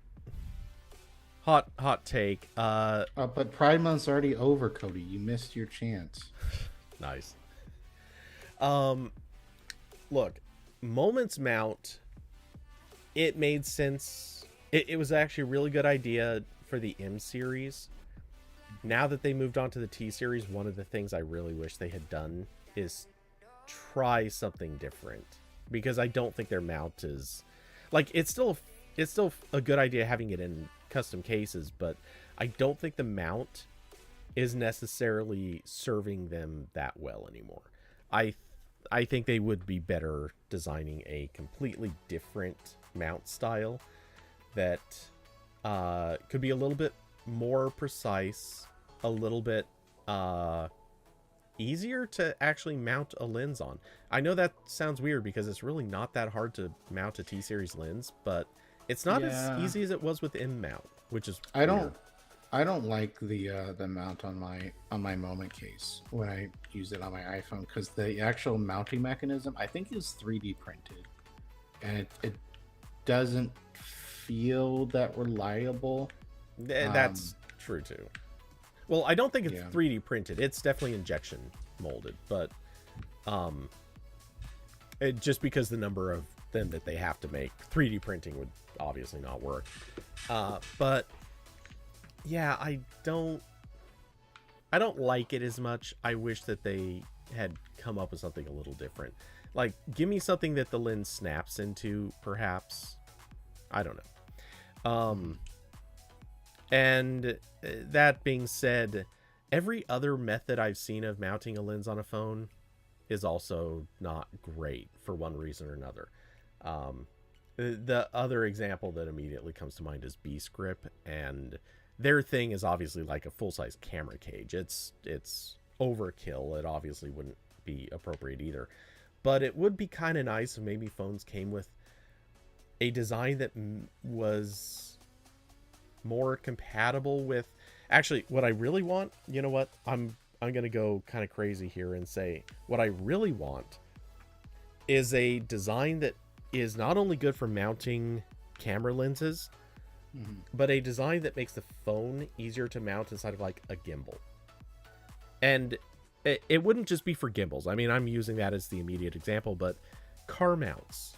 Right. Car mounts also have like, sure, more and more we're kind of sticking the phone magnetically to a car mount, but there's still a lot of times where people don't have those cases or don't have a phone that supports MagSafe. What they would like, I'm sure, is the ability to snap a phone into some sort of a mount that doesn't rely on a magnet.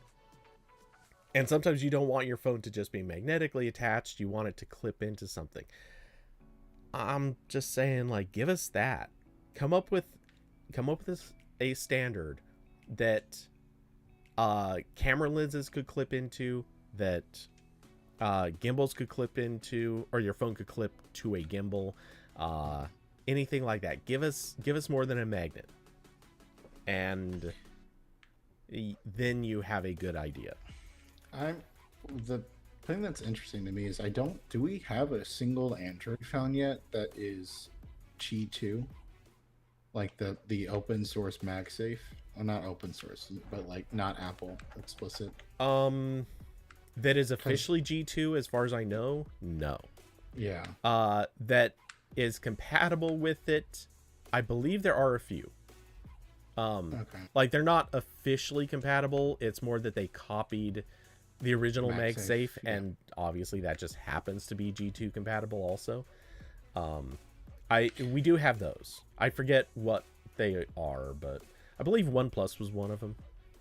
Okay. Yeah, because I remember the Qi standard, or the Qi2 standard came out like a couple months, I think, before the S24s were launched. So there was people hoping that maybe those phones would have it, but then they did not.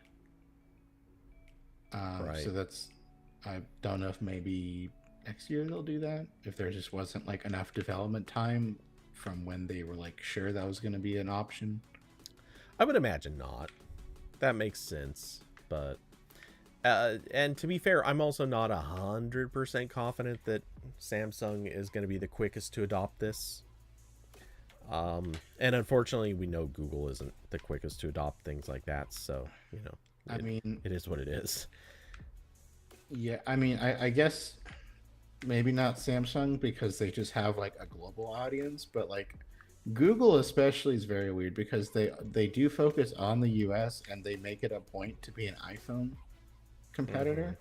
But it's like that seems like a really easy sell. It's like, oh great, I can get a Pixel and it'll work with all the the 5 chargers that I already bought and the phone mount and whatever else. Yeah. So man, it's funny because I don't think any of this was ever it aimed to be part of this conversation, but yeah, honestly, like we've been talking about this, let's see, since I remember it was when Android Gingerbread was still the current version. Look, I really want a hardware ecosystem for Android that's actually going to be a hardware ecosystem for Android.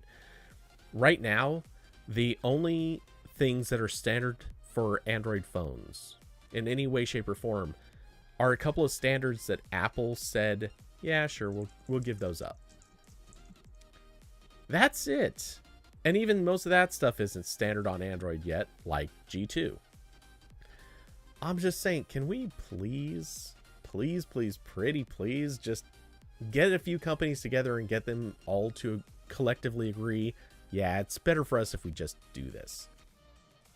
Because nobody wants to make hardware when they expect that something like this CMF Phone 1, like nobody's going to make hardware for this.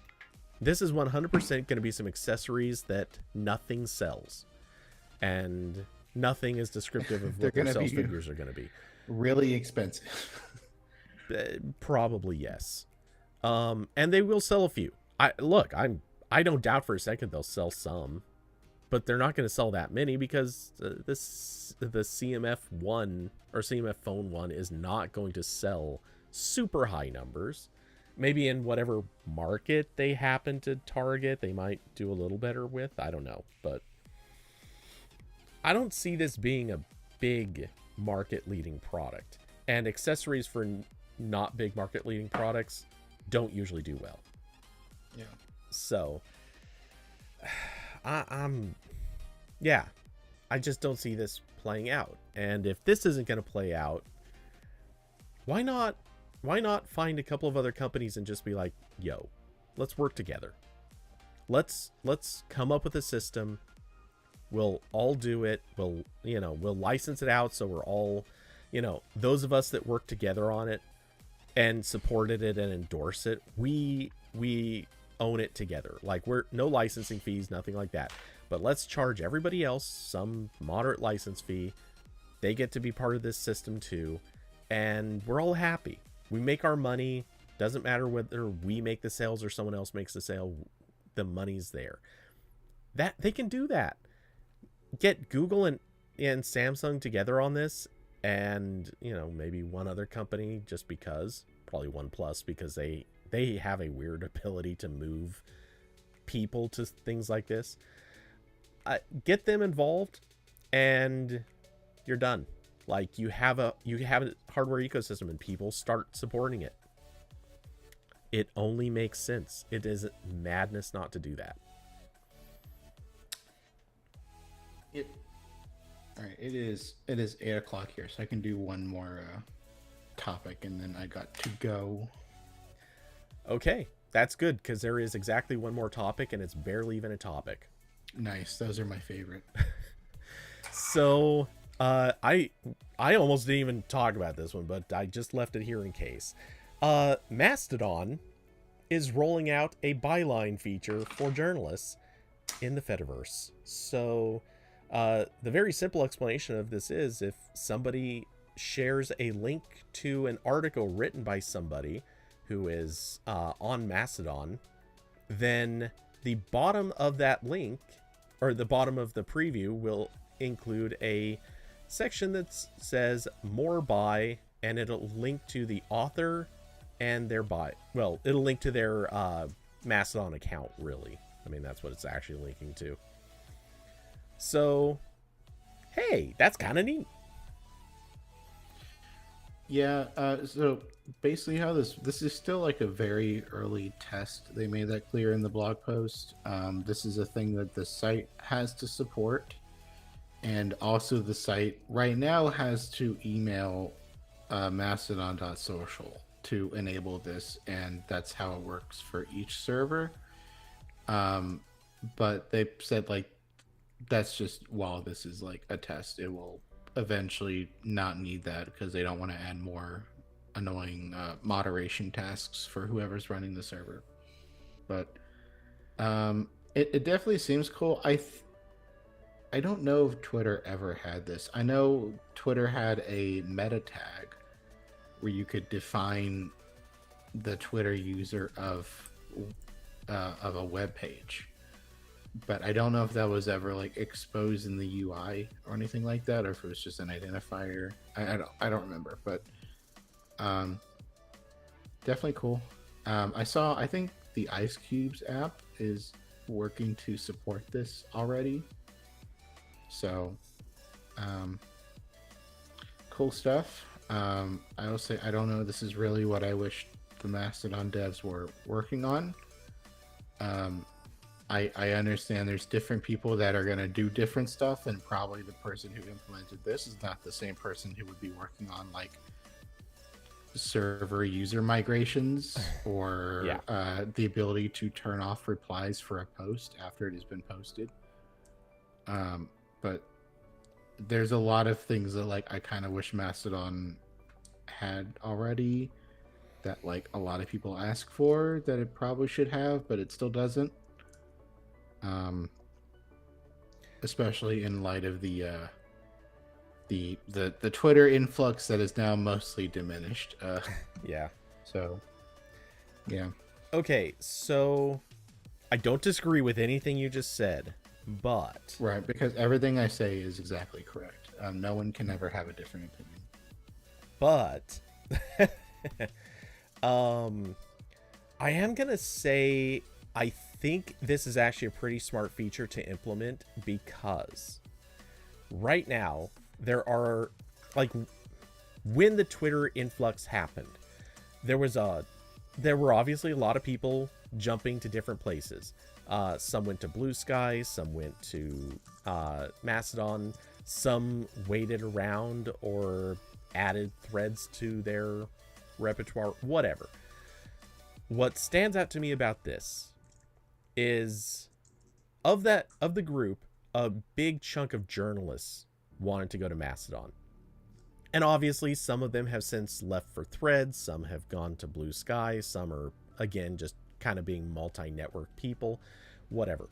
But seeing as the journalists by and large still, I think, seem to kind of want to lean into Mastodon a little bit, or at least they want to keep that option live, even if they're not really as active there.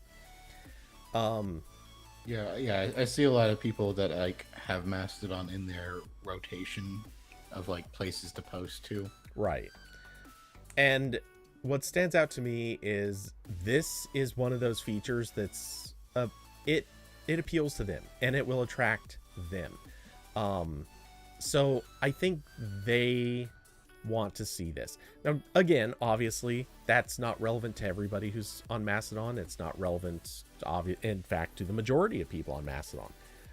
Or at least not in the sense of, like, the majority of people on Mastodon are not going to have bylines. But I think that this is the sort of thing that a lot of them probably look at and say, okay, no, you're doing something for us, and we like that. We appreciate it. And that, I think, is where this actually wins some points. Is it going to move a bunch of people back to Mastodon? Probably not. In fact, I almost bet against it. But I think it's going to keep a lot of writers and journalists saying, okay, you know what? I was kind of thinking about leaving. Now, you got me for another couple of years. Like, I want to stick around for this. So I think that's what this does. Is it going to be a big sea change? Hell no, not a chance. But I think it will incentivize people to stick around, and maybe it actually will bring more usage. And in fact, I don't know how this is implemented. It's totally a guess, but this actually could help with specifically for journalists who move from one server to another, because this makes them a lot easier to follow once, like, if they do move. Obviously, like, right, like it would be pointing to the latest exactly location. Yeah. Well, right now it's just a meta tag that has a username in it. Right. But you know, in theory, when they move accounts, like, they would update that somewhere in the website. And then also, in theory, if you're tapping on that and it loads the server profile, it would tell you it's been redirected to somewhere else. So right. It should be okay. And I'm not sure. Maybe it won't entirely work that way. Maybe it won't be any more useful. Yeah, honestly, it could even make the situation worse. I don't know. But I'm saying that at least the potential is there for it to make it better. So one can hope. So I think that this is possibly more significant than it otherwise first looked. Or at the very least, again, it might stem some of the, like, migration back out of Mastodon, which definitely wasn't doing Mastodon any favors. So I'm gonna say right now I'm happy to see this. It's not like I post to Mastodon hardly ever, but, you know, at least it might improve things a little bit. And the websites we work at will never add this. I was just going to say, literally, like, there's no chance this is going to be supported, but... I'll probably put this on the space bar and then email the Mastodon people like, hey, I'm over here. Well, I was actually just thinking, well, I don't know about immediately, but I'm actually going to raise this in the Android Police Slack as a, hey, I know I've been the obnoxious guy who keeps raising Mastodon as a subject, and we finally have Mastodon supported on the website. How about we also do this thing, because it looks really good for us if we do it. And I'm sure it will not get supported. No one's going to take any active movement on this, at least not until it becomes like a self-serve kind of thing, which The Verge notes is in the works. There will eventually be a self-service sort of version of this. But until that happens, you never know. But hey, the Valnet is a large enough company that they can and should probably try to do this. It would be good for them in its own way, so may as well give it a shot. Yeah, and our backend already has a slot for Mastodon info, so they that only took a year and a half. That only took so long, yeah. Well, at least from when people started asking for it, it only took like 2 years. But hey, yeah, who knew that adding a text field was that hard? Yeah, my favorite thing was we finally got Mastodon support, including, I made sure to ask for this, including the rel me thing, so it shows up as a verified link, like 2 weeks before we switched to Amaki after getting bought. So then that went away for over a year, and now it is back, but I don't think it does the verification thing. Not that I don't care all that much, but yeah, I never did try that.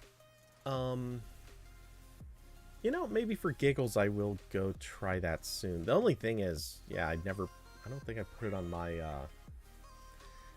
it doesn't, it needs a it looks for a HTML link with rel equals me.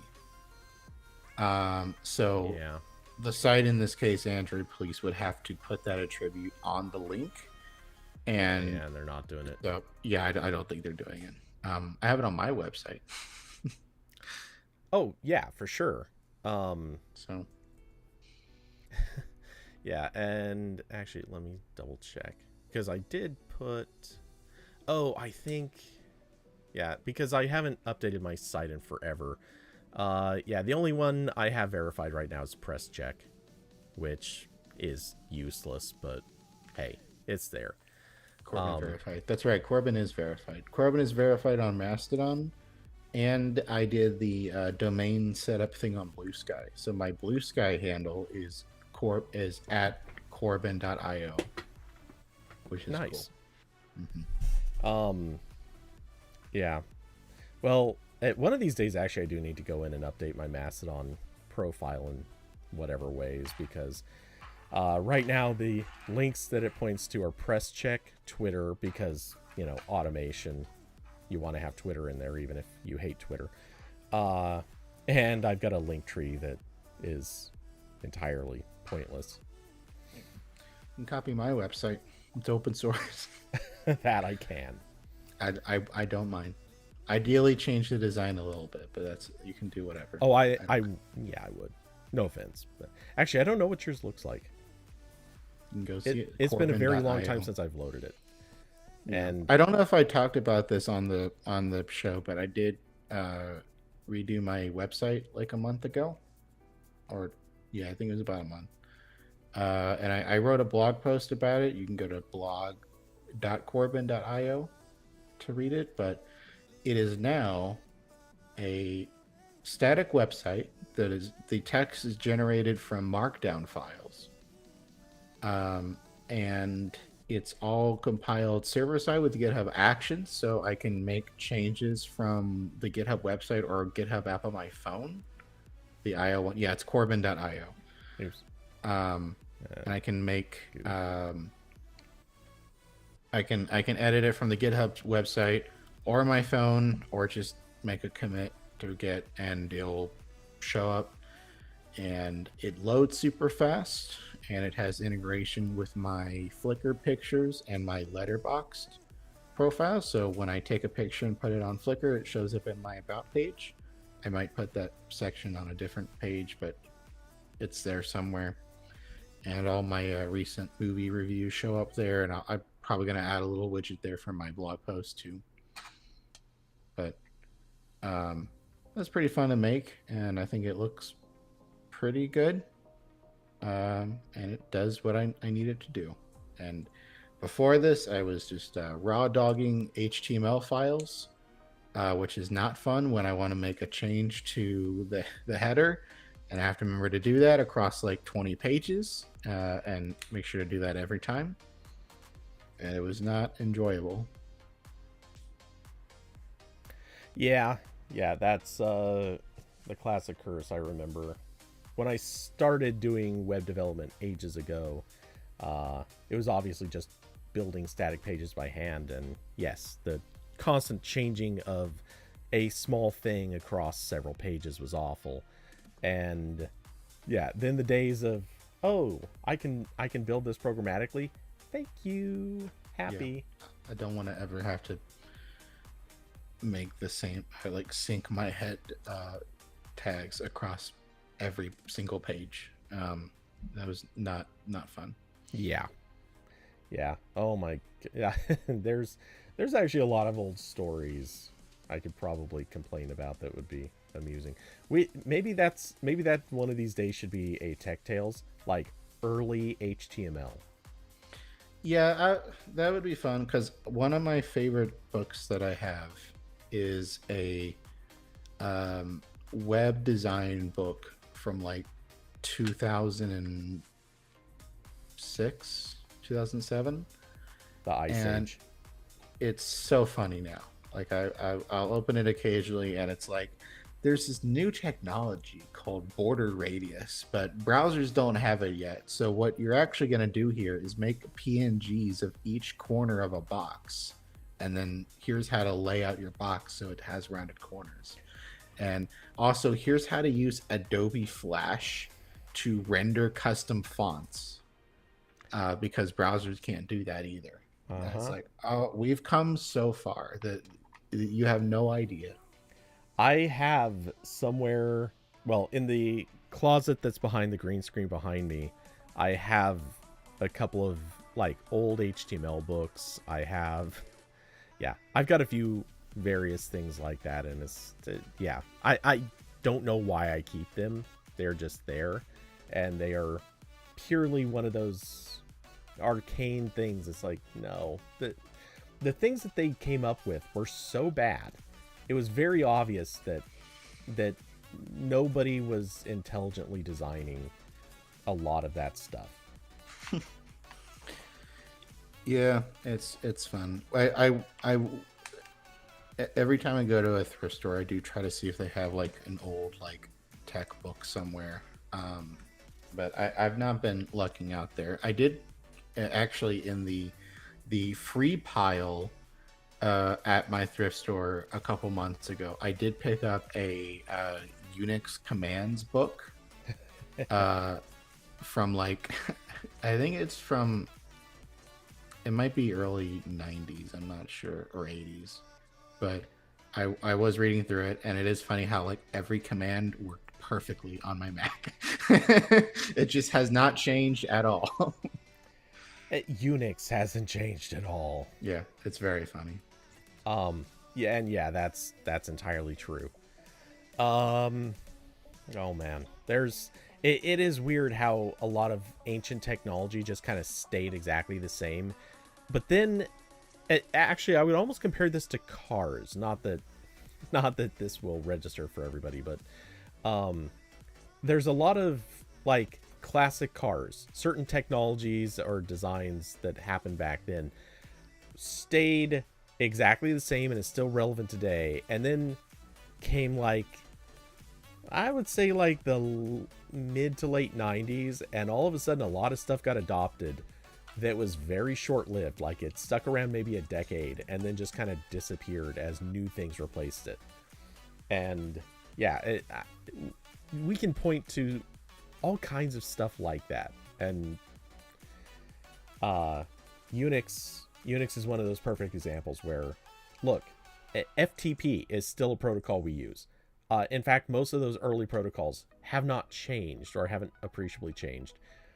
But things that were built since, I don't know, like the 90s or like late 90s, that stuff, almost all of it's gone. We've replaced it. it was garbage then. We moved on.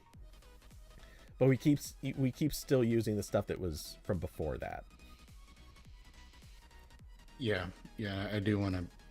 I might write something about that book because it is parts of it are pretty interesting. But yeah, I do try to get old tech books when I can because they're always fun. I have a big Windows XP book also with a like guide CD on it that's clearly never been opened. Oh, I've got so many books with CDs that like that's just a thing. It's great.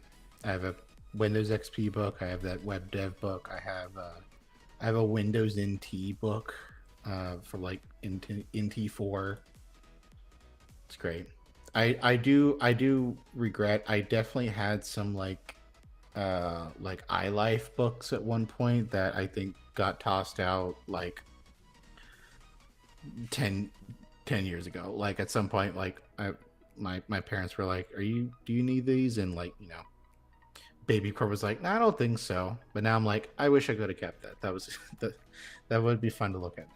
I know I don't need to. I know it's landfill, but you know, a lot of this stuff, I wish there was just.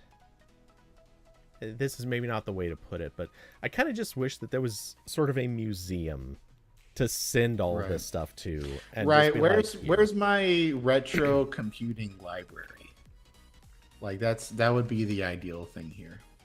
Because the library doesn't have like old tech books because no one needs that except weird people.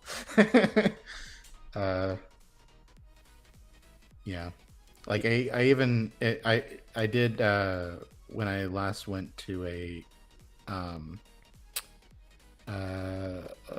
Barnes and Noble. Sorry, my brain stopped. I did go look at their computer books and I saw like the clearance bin. It was just like, a book about how to use like Illustrator 2020. It's like, this isn't even old. This isn't vintage yet. I don't care. No, you're not gonna find vintage anything. Yeah, I know they like that's not how retail stores work. But I was like, oh, guys. In fact, I always find it funny because there's stuff on clearance. Half the time, it's like this came out 4 months ago. Yeah. Why is it already? Oh, never mind. No one was buying it. Yeah. Which is also kind of the story of Barnes and Noble now. I mean, the Barnes and Noble near me is pretty cool. Again, I'm still more of an ebook person, so it's not really for me. But I did go there, and they had a bunch of like other physical media, and that's nice. So. I wonder if there's still one even in. Okay, there is one still in Eugene. Huh. Yeah, they're doing okay now. There's a big one near me in I think it's Cary. I think that's the one I went to. But it's like a big like 2-story one. Yeah, not gonna lie. The last few times that I ever poked my head into the nearest Barnes and Noble, which nearest is still an hour and a half away, but the last time I poked my head in there, it was definitely not busy except for the coffee shop area. Like that was it. You could tell people were going in for the coffee shop. I didn't even know that was there. I just went to that mall because it was where the movie theater I was going to was, and I went past the Big Apple store, and I was like, oh, there's a whole Barnes and Noble here. I haven't been in one of these in a long time. I'll go check it out. So, yeah. So anyway, now that we've talked about the process of killing trees and putting them in books that no one will ever read, and including CDs that no one will ever actually use, I suppose that's probably a good place to wrap it up. So Corbin, you've already pitched your website. I've already kind of referenced Tech Tales. Do we want to pitch anything else? Nope. No hype training? Okay. I don't have anything right now. Yeah, that's fair enough. So let's see. I have actually a stack of reviews that are going to be coming out pretty soon, in addition to the ones I've already done recently. Couple of new earbuds hitting very soon. One thing that is under embargo, it's actually very similar to something I reviewed two things that are under embargo, but it's similar to things that I've reviewed in the past. And so I'll probably be babbling about those in the near future. And as usual, huge thanks to those who are supporters of the channel. David, Austin, Carson, Diablo, and Curvy Mermaid. Y'all are awesome. And there's, right now, someone out there looking to do good things for you, or maybe to you. I don't know. Something like that. And for those that would like to support the channel, links down below to Cash App, Streamlabs, and Patreon.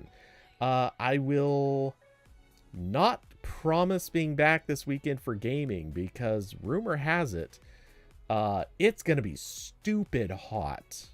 Like, awful hot. Coming on... Well, Friday is supposedly going to hit 100. Saturday is supposedly hitting 103. Sunday is supposed to hit 100.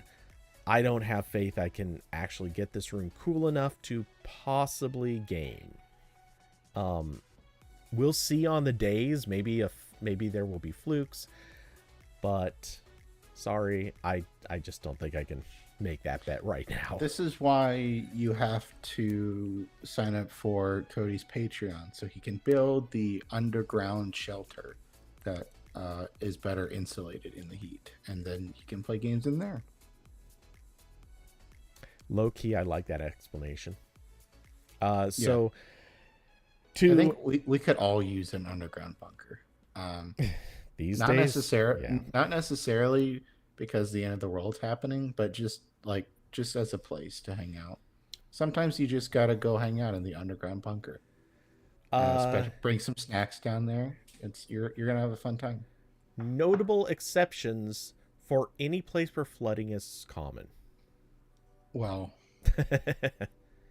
that's fine. I'm sure he'll figure something out. Well, any place where flooding is common, I would instead recommend do the above ground Minecraft style tree fort. Right. Yeah. Right. Which I do live in Oregon, so but the then giant tree fort is actually kind of baller. Then the hurricane comes because of climate change, though. So you might need both. So sign up to Cody's Patreon so he can do both. Sign up to Cody's Patreon so he can build a giant compound of above ground and below ground gaming areas. Right. Each one also needs its own gaming PC. They have to be different PCs. You know what? Corbin's right. So I'm always right. We've been over this. Yes. Austin is on a boat apparently, and can't stay, hasn't had service. But hey, thank you for making it this long, or appearing at this time. Or appearing, yeah. And now I think we are eventually going to have to hear the story of the boat ride, just in Discord, because I mean, how do we not have to know this? But anyway, with that, thank you all for coming by, hanging out, and being part of the conversation. Chat room's been awesome tonight, and we will see you in the next one, whenever that necessarily may be.